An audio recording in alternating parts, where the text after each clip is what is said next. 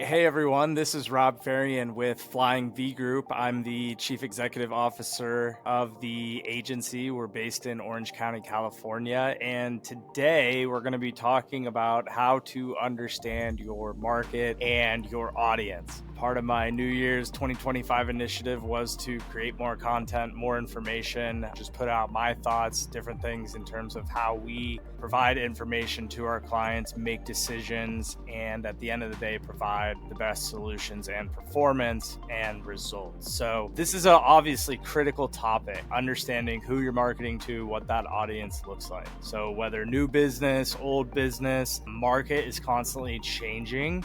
And so that's where we really need to understand our audience and have data and information that allows us to understand those fluctuations and make quick decisions to adjust or continue down the path and get stronger with the information that we're getting. Today, we're going to cover 3 topics. So the first, how to identify and define that target audience. The second, we're going to get into market research, how to look up these techniques, especially for small businesses. And then third, customer personas. So identifying those markets, identifying where we have strategic insights or where we have unique familiarity with the customer. So we'll talk about all of that. We're going to get right into it. And our first piece of the puzzle is how to identify and define that target audience. So your target audience, that's going to consist of people that need your product, are looking for your service, can find value in what it is you're trying to provide to the market. So in order to identify and define them, I'm going to focus on a few different areas. The first being, you need to understand what it is you actually have. What are you selling? What is that product? What is that service?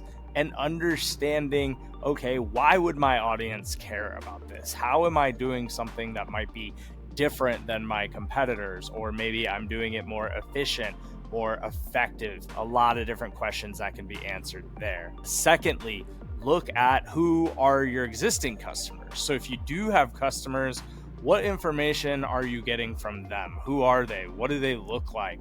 What do they care about? What are they interested in? What are they talking about online? Or how do they determine what they're going to purchase or not purchase? From there, you can really segment, demographics, and you can get very deep from an analytics standpoint, right? Whether it's their age, their income, again, what they value, their lifestyle. So really having an understanding of that customer base, that's going to help you to then define, okay, what type of content should I be creating? What platforms should I be advertising on? Or what form does this content material need to be in to where my customer is going to care, they're going to gravitate to it, and they're going to consume it, which is the most important. And so last year on my notes, I've got a pro tip. A clearly defined audience leads to focused marketing strategies, better ROI. One thing I'll add to that too is just the tracking, right? To where, okay, if we understand that we're only going after one particular segment market with this strategy, and then we're running 3 different campaigns, we can really hone in on, okay, what's working within that specific segment in that specific campaign.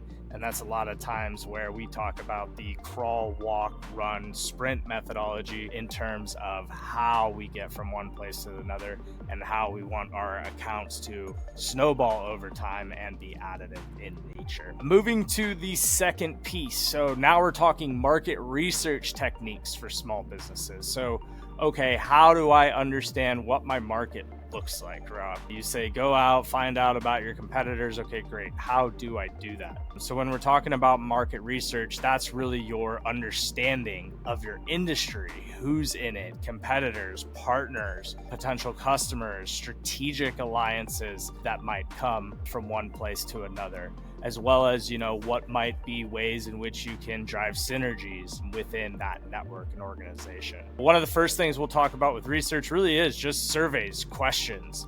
Figure out ways in which you, again, can tap back into that existing audience. It might even be followers on Instagram, putting up a poll in which you can capture information. What do you want us to talk about? We did a webinar earlier this year, and on our social, we said, hey, What do you want us to talk about? SEO. Great. Okay, now what within SEO? And then obviously you get a higher likelihood of a show up because that person was actually contributing to the creation, right, of your content material. Then we want to listen, right? We want to hear, what are they saying? What are the conversations? How do we potentially inject ourselves into these conversations that people are having online about what we do or something around what we do? Obviously, in our space, AI is very big. So stuff came out over the weekend about a new AI that's out there. What do we think about it? How are we approaching this? How is our customer base taking this news? And how are they potentially adjusting and pivoting? So social media especially can give you great insights into what your customers, competitors are saying. And then, just looking at your competitors too. So a lot of times, the competitors that are in the space that have done really well, they are a great example that we can work towards. And there's probably a lot of things that you can emulate, but then still you're going to want to test. You're going to want to understand what works for your particular business, not just what works for others. You've got other things like online communities, so forums, Facebook groups, LinkedIn groups, tons of stuff going on in there. Analytics, we always talk about, like, get Google Analytics on your website, learn SEMrush, find out Google Search Console for organic search. That'll start to help you understand how people are thinking when they're searching online and then making a buying decision. Here we go. I got another pro tip coming in here. Consistently revisiting your market research ensures you stay ahead. Yeah, this is an absolutely great point. Gotta constantly be in tune. But I think that's where if you take a data-driven approach and you understand that the data is going to tell that story, and if I can be ahead of the game because I'm taking in this data, I'm actually reacting to what the market's telling me and then adjusting, right, where I position myself online or with my out of home, whatever the type of marketing may be, that's where you're really going to see the incremental gains because you're optimizing actually how you're generating revenue. And moving forward, point number 3, creating customer personas. Yes, cannot stress this enough. Think about it. Who is that person if you were sitting in front of them that you would want to be selling to all day, every day because there was a high likelihood that they are going to convert? Draw that person out, list out who they are, understand the data. Step 1, who are they, right? What are the insights? What are the details, the demographics that we talk about? Give them a personality. Step number 2, we say face and name, right? Meet this person. She is so-and-so. She does this. She cares about X, Y, Z. And then finally, step 3, their goals, their challenges, right? This is where you really tap into the emotional aspect of buying and selling as well. What are the things that keep them up at night? What are the things that if I could solve their problems, make their day easy so they don't have to think about it? What are those things that I should be really talking about? And then finally, step 4, you just map it all out, right? Where is that person going in this journey? Now, we use a lot of that with testing and data. We think that can move things through quite a bit faster, but you're still building out, these personas and targeting early on because you have to start somewhere, right? You have to chip away, crawl, walk, run, sprint as we advance. So last pro tip there, multiple personas, especially, if you have different audiences that you cater to. So it's okay to service vertical A and B. It's just make sure that you do have defined information material for each of them to where you can really fine tune that information and then get them what they want, what they need specifically to them. So to wrap up, really appreciate you taking time with me. Hopefully going to be again doing more of these. Hopefully you found some of this information valuable, trying to really up the game from a video content perspective, get more social content material out there. Remember, it's a continuous journey, right?